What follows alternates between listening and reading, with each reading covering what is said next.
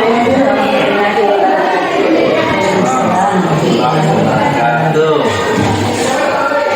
Indo CGP Angkatan 9 dari Kabupaten.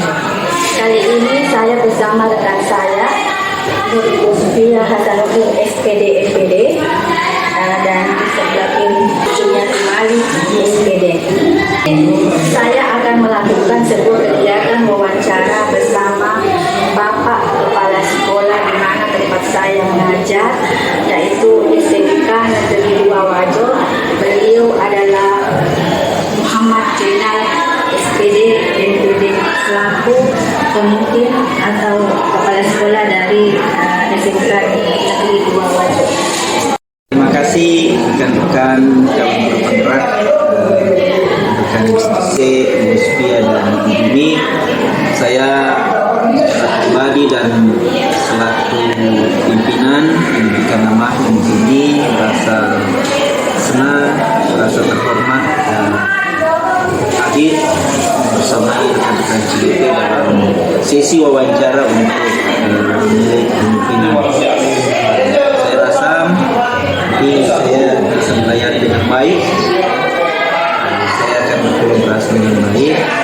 Terkait dengan itu, hal apa saja saya bisa bantukan tugas-tugas yang ada dalam program ini. Silakan. Untuk mengisi waktu dan saya persilahkan pada rekan saya menanya pertama. Baik, terima kasih atas kesempatan yang diberikan kepada kami meluangkan waktunya untuk bincang-bincang dengan kami. Adapun yang pertama kami perkenalkan bahwa kasus-kasus yang selama ini dihadapi biasanya kita berada pada dua dilema, ada yang namanya dilema etika dan rujukan moral. Sebagai pertanyaan saya Pak, yaitu selama ini Bapak dapat mengidentifikasi kasus-kasus yang merupakan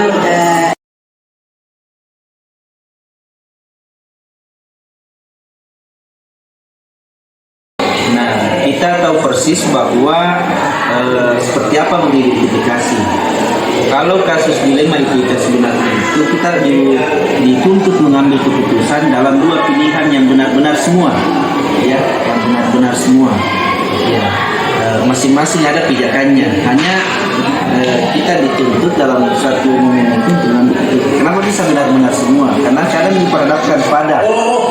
diperhadapkan pada perorangan dengan kelompok yang mana kita mau pilih orang atau kelompok. Ada juga kadang diperhadapkan kita pada rasa keadilan dan kasihan. Nah, itu semua yang dilema-dilemanya seperti itu.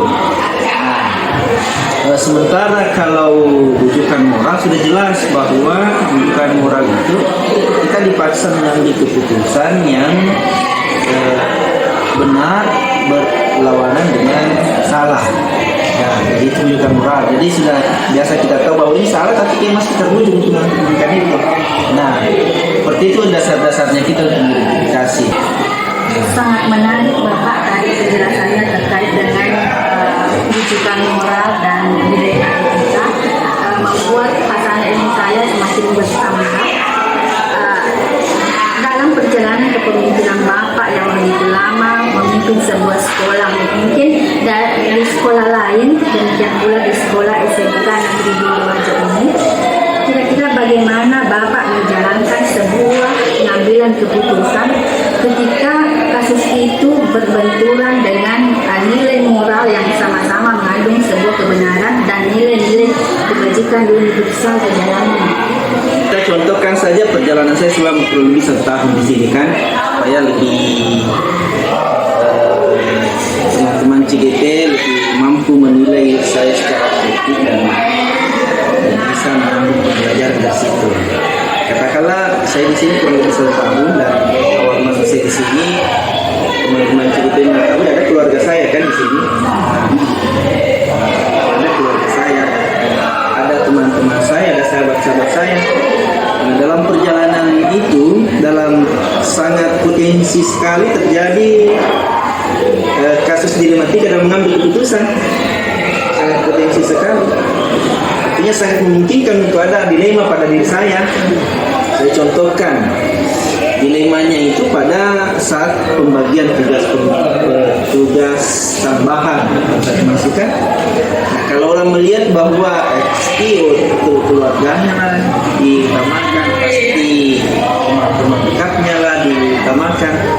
Nah, tapi dalam posisi itu tentu dengan pengetahuan dan pengalaman yang saya miliki, alhamdulillah, dengan petunjuk Allah Subhanahu Wa Taala, tentu saya tidak mau melakukan itu. Saya tidak mau membuatkan dilema pada diri saya.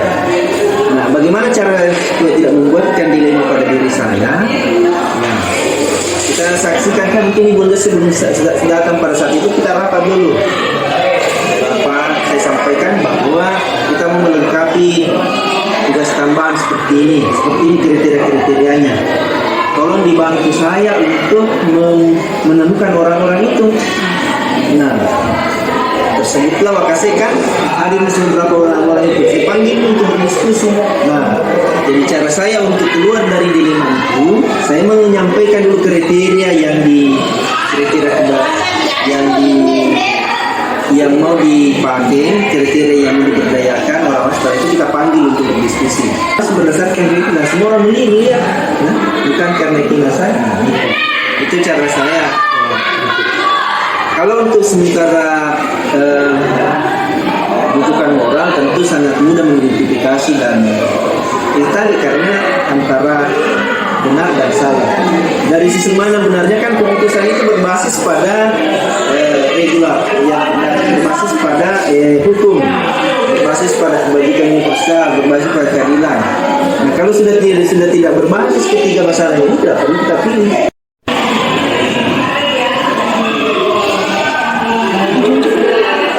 Beberapa cerita yang tadi Bapak telah paparkan, kira langkah atau prosedur seperti bagaimana Bapak mengambil sebuah Jadi setelah kita identifikasi pada langkah yang kita lakukan. Walau saya tidak menulis secara SOP, membuatkan SOP bahwa seperti ini yang saya lakukan, tapi sudah saya terbiasa melakukan itu. Setelah di sekolah itu saya sudah lengkapi semua tugas-tugas minimalnya, ada waktu dan sebagainya. Saya berharap dengan lengkapnya teman-teman yang mengembang amanah sebagai katakanlah mitra saya dalam mengambil keputusan, saya menjadikan mitra dalam mengambil keputusan itu. Jadi semua keputusan yang saya ambil itu terlahir dari keputusan sekolah. Apakah itu melalui rapat secara bersama, ataukah melalui rapat koordinasi dengan di sektor yang saya maksudkan. Ada Wakasek, ada keputusan, dan teman-teman CIT mampu melihat selama ini kan saya tahu itu, ya tidak pernah saya mengambil keputusan dalam langsung per orang, kecuali memang kalau sudah teratur bahwa sudah ada petunjuknya jelas kalau seperti ini. Keputusan itu saya ambil bisa terlahir dari bawah, dan dengan bahasa bisa juga up to down. Baiklah, dari langkah-langkah yang Bapak tadi sebutkan, luar biasa Pak. Ini pertanyaan bahwa hal-hal apa saja yang selama ini Bapak anggap efektif dalam pengambilan keputusan kasus-kasus ini. Yang saya anggap efektif itu pertama setelah lengkap komunikasi. Ya, komunikasi. Semua keputusan yang diambil dengan diawali dengan komunikasi yang baik sebelumnya sudah diberitahukan itu akan berdampak baik, dan kalau ada ekses apa istilahnya dampak negatifnya itu agak minim ketimbang kalau sudah ada keputusan pertama. Komunikasi, kemudian pemberdayaan di sektor. Lihat efektif yang telah Bapak jelaskan secara detail bahwa ada dua hal yang penting, terutamanya itu Bapak bagaimana kita memperdayakan dan membangun sebuah komunikasi efektif antara semua stakeholder di lingkungan sekolah. Dan kita juga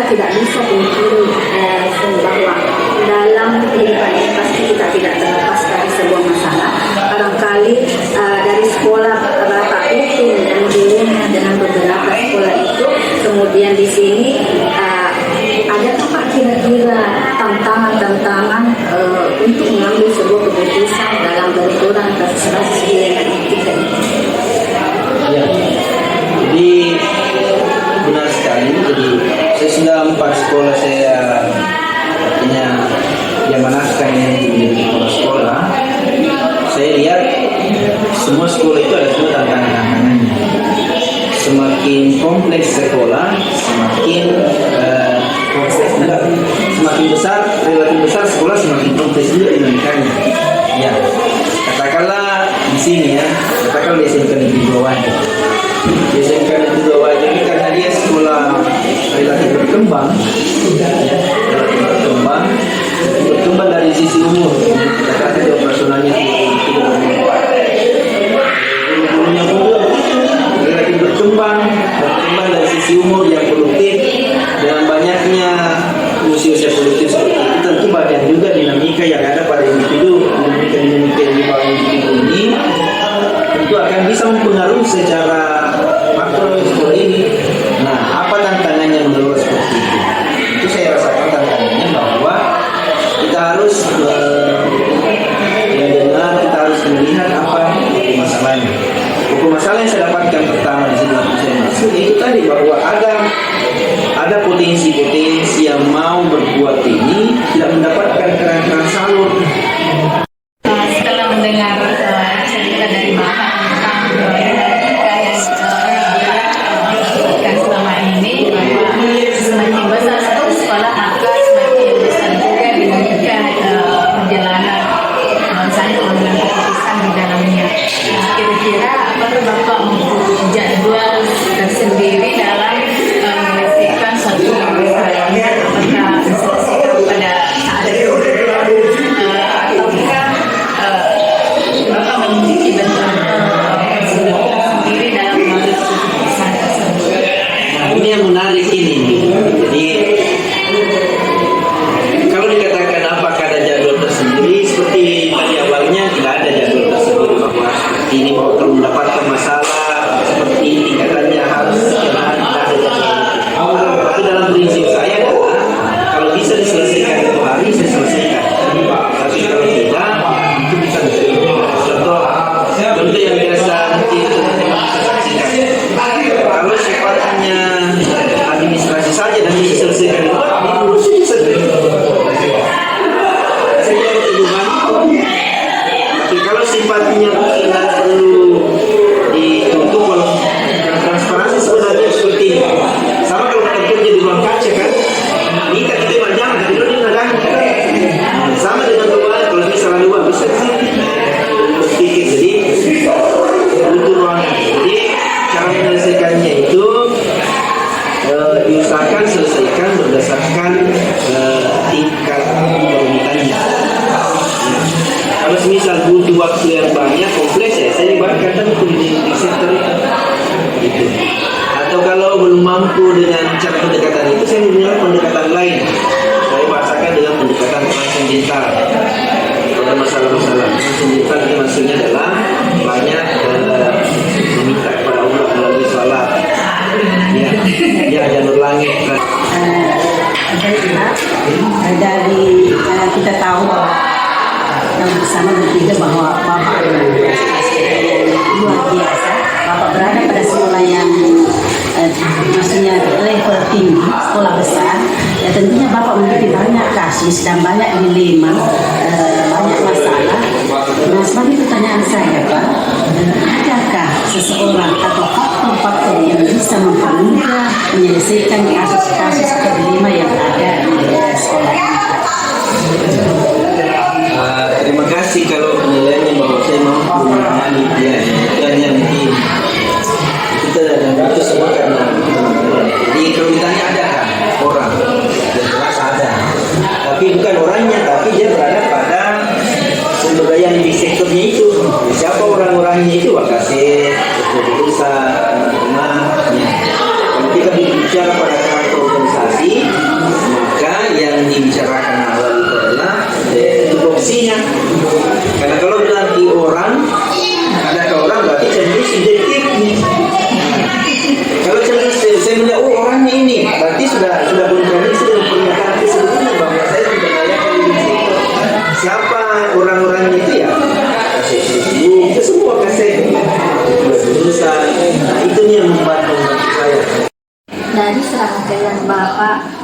dari apa yang telah disampaikan dan dijelaskan mengenai kasus dilema etika, maka tergambar di benak saya bahwa Bapak sebagai pemimpin yang bijaksana dan bertanggung jawab dalam mengambil keputusan. Nah, pembelajaran apa kira-kira kita dapat petik atau hikmah pembelajaran hidup apa yang kita bisa jadikan acuan untuk menghadapi kasus-kasus dilema etika selanjutnya dalam mengarungi kepemimpinan Bapak. Terima kasih ya tadi pemimpin. Saya kira kita akan belajar bersama ini. Kalau ditanya pembelajaran apa yang saya bisa petik, tentu saya akan mengikuti pembelajaran. Kalau ditanya aku bisa Anda petik, ya tentu dari poin-poin yang saya berikan itu bisa. Contoh apa yang saya bisa petik dari yang saya sudah lewati ini tadi, bahwa apa yang saya anggap selama ini efektif, saya gunakan pendekatan yang efektif saya gunakan. Nah, contoh pendekatan kecil cara komunikasi yang baik, bayar yang baik, itu saya tingkatkan. Kemudian apalagi motivasi yang membantu saya untuk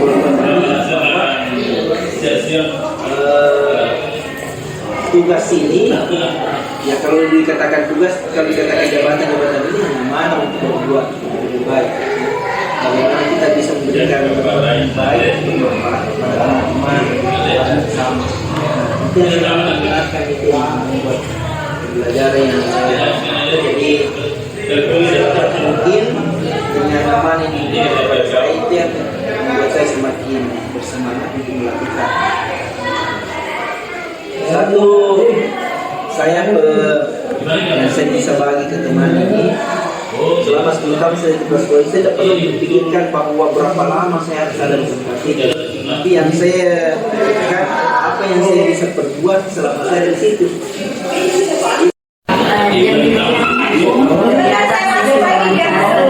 Bersama rekan CDP saya di angkatan 9, kami mengucapkan terima kasih banyak atas sharing ilmu dan pengalamannya, dan telah meluangkan waktunya bersama dalam melaksanakan kewajiban kami untuk menjelaskan modul identifikasi ini. Selain kami ucapkan terima kasih yang sebesar-besarnya kepada Bapak Kepala Sekolah SMK Negeri 2 Wajah. Assalamualaikum warahmatullahi wabarakatuh.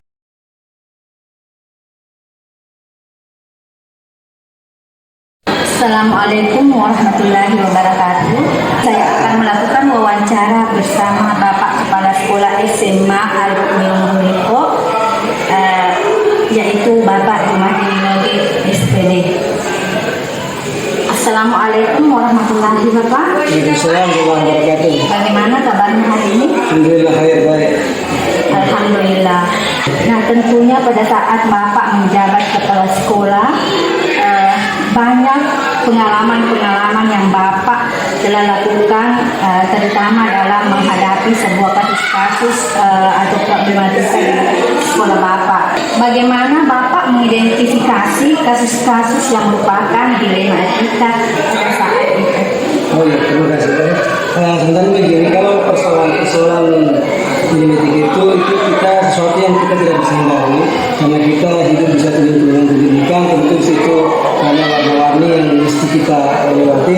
Namun bukan berarti bahwa manakala hal itu terjadi berarti kita harus mengambil suatu keputusan yang ada tidak yang dirugikan, karena sesungguhnya itu terjadi bukan karena ada unsur-unsur pelanggaran dalamnya, cuma karena ada unsur-unsur yang sifatnya tidak bisa dihindari sehingga bisa terjadi seperti itu. Misal saya di bawahan, misalnya ada yang sementara baru-baru melahirkan, otomatis itu mereka tidak mampu maksimal seperti rekan-rekannya yang tidak melanggar seperti itu. Jadi dalam hal ini tentu kalau mereka tidak hadir tepat waktu, itu bukan suatu kesalahan yang dianggap itu fatal, karena mereka hal itu bisa terjadi karena ada memang hal-hal yang mereka tidak bisa hindari, dan ini adalah menjadi anak juga itu bagian dari unsur pendidikan yang kami lakukan seperti itu.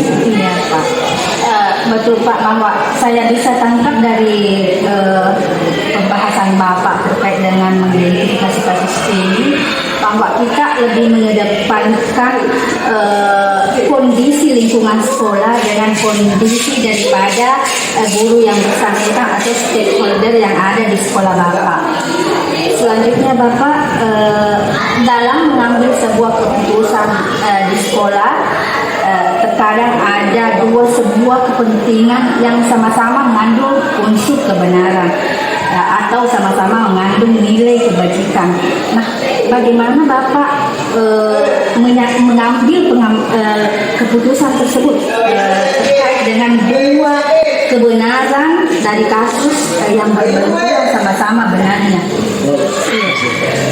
Sebenarnya begini, dan itu juga terkadang di antara pembina-pembina yang ada, terkadang secara hukum mungkin mereka semuanya ada benarnya, cuman karena ada faktor-faktor di bawah itu sehingga membuat ada benturan-benturan yang nanti akan memunculkan suatu perselisihan karena adanya perbedaan politik. Tentu kita sebagai kepala sekolah harus melihat dengan jernih, dengan cara bijak untuk menyikapi hal itu.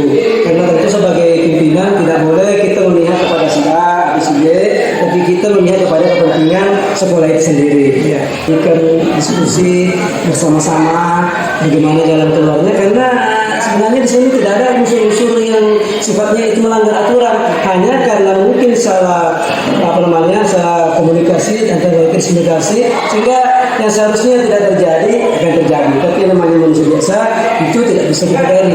Nah, di sini barangkali para sebagai pemimpin. Jadi saya bisa menarik kesimpulan di sini bahwa Bapak betul-betul mengidentifikasi fakta-fakta terkait dengan dua kasus yang sama-sama berbenturan itu, sehingga Bapak mengambil sebuah keputusan yang lebih prioritas, yang mana dampaknya yang positif semua kepada kalangan dari sekolah itu sendiri atau lingkungan atau masyarakat sekolah itu sendiri. Adakah Pak langkah-langkah yang kita lakukan yang biasanya atau sebuah prosedur dalam memutuskan sebuah problematika kasus problematika? Oh ya, kalau yang selama ini tentunya yang kami lakukan itu pertama adalah tetap mengutamakan yang namanya asas kekeluargaan.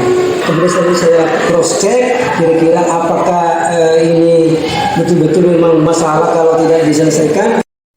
Baik Bapak, sangat luar biasa tadi yang saya dengar dari penjelasan Bapak bahwa ketika mengambil langkah yang Bapak utamakan adalah membangun komunikasi yang efektif antara semua warga sekolah.